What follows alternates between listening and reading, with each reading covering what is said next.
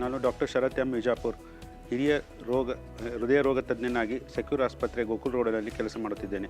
ನಮ್ಮ ಆಸ್ಪತ್ರೆಯಲ್ಲಿ ಹೃದಯ ಸಂಬಂಧಿತ ಎಲ್ಲ ಕಾಯಿಲೆಗಳನ್ನು ನಾವು ಟ್ರೀಟ್ಮೆಂಟ್ ಮಾಡುತ್ತೇವೆ. ಎಂಜಿಯೋಗ್ರಾಮ್, ಎಂಜಿಯೋಪ್ಲಾಸ್ಟಿ ಹಾಗೂ ಸ್ಟೆಂಟಿಂಗ್ ಮತ್ತು ಬೈಪಾಸ್ ಸರ್ಜರಿಯನ್ನು ನಾವು ಮಾಡುತ್ತಿದ್ದೇವೆ.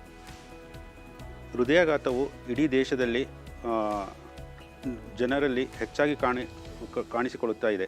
ಹಾಗೂ ನಮ್ಮ ದೇಶದಲ್ಲಿ ಯೂಶ್ವಲಿ ಹೊರ ದೇಶಗಳಿಗಿಂತ 10 ವರ್ಷ ಮುಂಚೆಯೇ ಸಣ್ಣ ವಯಸ್ಸಿನಲ್ಲೇ ಕಾಣುತ್ತಾ ಇದೆ.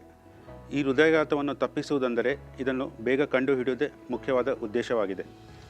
ಅಂದರೆ ನಾವು ಯಾವಾಗಲೂ ಎದೆ ನೋವು ಬಂದಾಗ ಅದನ್ನು ಸಿಂಪಲ್ ಆ್ಯಸಿಡಿಟಿ ಅಂತಂದು ಪರಿಗಣಿಸದೆ ಅದು ನೋವು ಏಕೆ ಬಂದಿದೆ ಅಂತಂದು ಟೆಸ್ಟ್ ಮಾಡಿಸಿಕೊಳ್ಳುವುದರಿಂದ ನಾವು ಒಂದು ಹೃದಯಾಘಾತವನ್ನು ತಪ್ಪಿಸುತ್ತೇವೆ.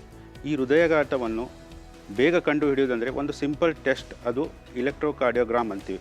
ಅದನ್ನು ಒಂದು ಟೆಸ್ಟ್ ಮಾಡಿಸುವುದರಿಂದ ನಾವು ಇದು ಎದೆ ನೋವು ಎಸಿಡಿಟಿಗೆ ಆಗಿದೆಯೋ ಅಥವಾ ಹಾರ್ಟ್ ಅಟ್ಯಾಕಿಂದ ಆಗಿದೆ ಅನ್ನೋದನ್ನು ಕಂಡುಹಿಡಿದು ಹೃದಯ ಸ್ನಾಯುಗಳು ವೀಕ್ ಆಗುವುದು, ಹಾರ್ಟ್ ಅಟ್ಯಾಕ್ ಆಗಿ ವೀಕ್ ಆಗುವುದನ್ನು ತಪ್ಪಿಸಬಹುದು.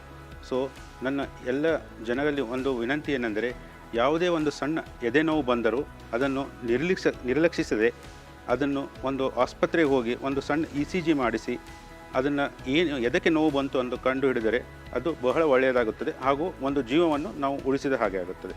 Thank you.